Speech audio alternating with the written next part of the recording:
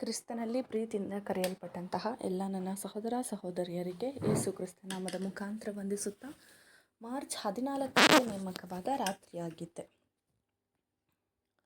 ನಿಮ್ಮ ಹೃದಯವನ್ನು ಕರ್ತನಿಗೆ ಸಿದ್ಧ ಮಾಡಿ ಆತನೊಬ್ಬನನ್ನೇ ಸೇವಿಸಿ. 1 ಸಾಮುವೇಲನು 7ನೇ ಅಧ್ಯಾಯ 3ನೇ ವಚನ. ಪ್ರಿಯ ಸಹೋದರರೇ ಮತ್ತು ಸಹೋದರಿಯರೇ, ಬರಲಿರುವ ರಾಜ್ಯದ ಸಂದೇಶವನ್ನು ಸಾರುವ ಸವಲತ್ತು ಭಾಗ್ಯ ಹೊಂದಿರುವ ನಾವು ಸ್ನಾನಿಕನಾದ ಯೋಹಾನನಂತೆ ಅತ್ಯಾಸಕ್ತಿ ಮತ್ತು ಉತ್ಸಾಹ ಉಳ್ಳವರಾಗಿರೋಣ.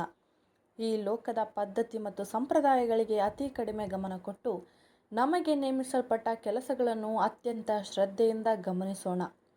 ನಮ್ಮ ಪರಲೋಕದ ಮದಲಿಂಗನ ಸ್ತುತಿ ಸ್ತೋತ್ರಗಳನ್ನು ಎಲ್ಲರಿಗೂ ಹೇಳಿ ಪ್ರಚುರಪಡಿಸೋಣ.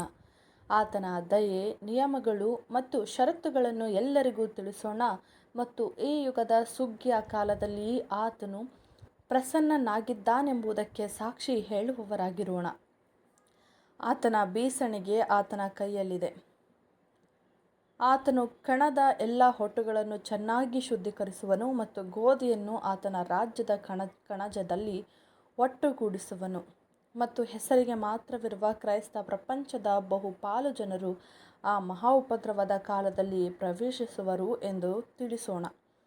ತೆರೆಯ ಈ ಕಡೆಯಲ್ಲಿರುವ ನಾವು ನಿಜ ಸ್ವರೂಪದಲ್ಲಿ ಎಲೀಯನಂತೆ ನಂಬಿಗಸ್ತ ಸೇವಕರಾಗಿದ್ದರೆ, ನಿಶ್ಚಯವಾಗಿ ಅಭಿಷೇಕಿಸಲ್ಪಟ್ಟವನ ಶರೀರದ ಅಂಗಾಂಗಗಳಾಗಿ ನಾವು ತೆರೆಯ ಆ ಕಡೆಯಲ್ಲಿ ಅಂಗೀಕರಿಸಲ್ಪಡುವೆವು ಎಂಬ ಭಾವನೆ ನಮಗುಂಟಾಗುತ್ತದೆ.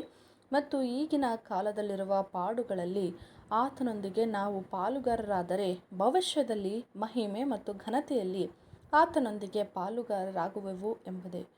ಆಮೆನ್.